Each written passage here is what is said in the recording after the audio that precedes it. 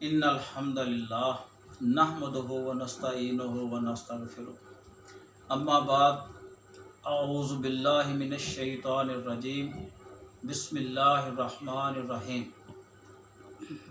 व अकीमुस्सलात और नमाज को कायम करो।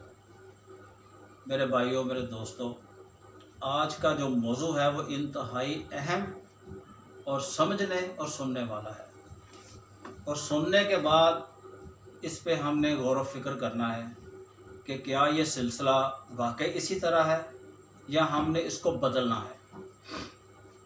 माह रमज़ान में अल्लाह ताला हर बंदे को ये तौफीक देता है कि वो मस्जिद में जाके नमाज़ पढ़ते हैं, और अल्लाह की मसाजिद में खूब रश होता है, भरी होती हैं, और वहाँ पर कोई जगह नहीं मिलती जो नमाजी बाद में आते हैं।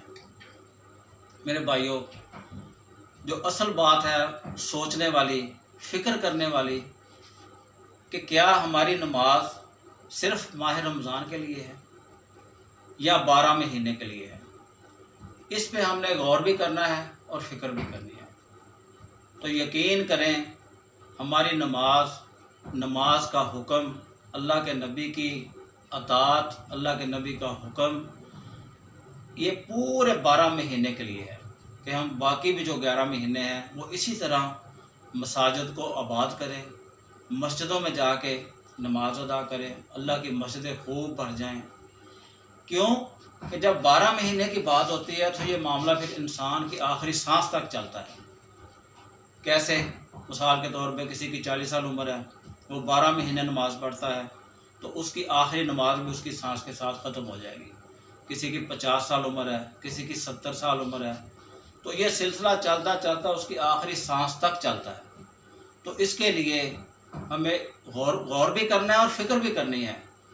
और एक बात अपने जहन में, मेरे बहन, मेरे भाई, मेरी बेटियां, बेटे सब बैठा लें कि अल्लाह की नमाज़ पढ़ने के लिए जब अल्लाह के घर मस्जिद में कोई जाता है तो वो अपने आप नहीं जाता, वो उन चुने हुए लोगों में होता है जिसको अल्लाह ताला पूरी मखलूक जो बाहर फिरते हैं, दुकानों में होते हैं, बाज़ारों में फिरते हैं, घूमते हैं, या वैसे फ़ारग बैठे हैं, तो उनमें से अल्लाह ताला उनको मस्जिद में लेके उनको तौफीक देता है कि आके मेरी नमाज़ पढ़ो, मेरे आगे सजदा करो। हालांकि अल्लाह ताला को इन चीज़ों की ज़रूरत नहीं है। अल्लाह ताला अपनी शान में बहुत बहुत आला है, बहुत बहुत आला है। तो इसके लिए ज़रूरी है कि हम इसको फ़िक्र करें इसकी, और अल्लाह के घर को आबाद करें। और जो अल्लाह के घरों को आबाद करते हैं, अल्लाह ताला उनके घरों को आबाद रखता है। और यकीन करें, जब ये हमारा सिलसिला 12 महीने का नमाज के लिए जुड़ जाएगा, मस्जिद में दिल लगना शुरू हो जाएगा, तो फिर अल्लाह ताला का कुर्ब हासिल होगा, अल्लाह ताला की मोहब्बत हासिल होगी। और फिर ये सिलसिला यही नहीं ख़त्म होगा कि हमने सिर्फ नमाज़ पढ़ी और चले गए। अल्लाह के नबी सल्लल्लाहु अलैहि वसल्लम फरमाया कि जो फजर की नमाज़ पढ़ता है और उसको ज़ोहर का इंतज़ार होता है कि ज़ोहर का टाइम हो तो मैं नमाज़ पढ़ने लग जाऊँ, फिर इसी तरह ज़ोहर के बाद असर का, फिर असर के बाद मगरब का, फिर मगरब के बाद इशा का, यानी उसका दिल हर वक्त अल्लाह के घर की तरफ लगा रहता है कि कब नमाज का टाइम हो तो मैं अल्लाह के घर जाके नमाज अदा करूँ। तो मेरे भाइयों, ये अल्लाह ताला की मोहब्बत और अल्लाह के कुर्ब का ज़रिया बनता है। और जब अल्लाह के कुर्ब का ज़रिया बनेगा तो फिर हमारा मामला अल्लाह और अल्लाह के रसूल के साथ जुड़ जाएगा। और जब अल्लाह के रसूल सल्लल्लाहु अलैहि वसल्लम के साथ जुड़ जाएगा तो फिर हमारी दुनिया भी बेहतर हो जाएगी और हमारी आखिरत भी बेहतर हो जाएगी। दूसरी चीज़, अल्लाह ताला के यहाँ ये दुआ किया करें कि अल्लाह ताला हमारे हर अमल को रियाकारी और दिखलावे से पाक कर दे। खालिसतन अल्लाह की रज़ा और अल्लाह का कुर्ब का हसूल हो, इसके लिए हम कोशिश करें, इसके लिए ज़िंदा रहें, इसी पे हमारा अल्लाह ताला ख़ात्मा कर दे।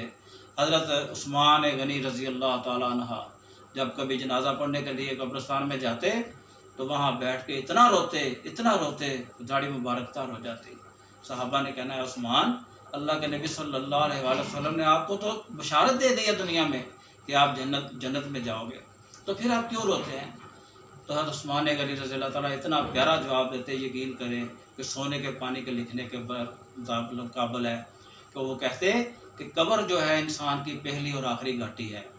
अगर कब्र में पकड़ा गया तो ये आखिरत में भी पकड़ा जाएगा, اور اگر یہ ادھر اللہ تعالیٰ نے چھٹکارا دے دیا، ادھر معافی دے دی، تو پھر انشاءاللہ آخرت بھی بہت اچھی ہو جائے گی، اللہ تعالیٰ آخرت میں بھی ہمیں نجات دے دے گا۔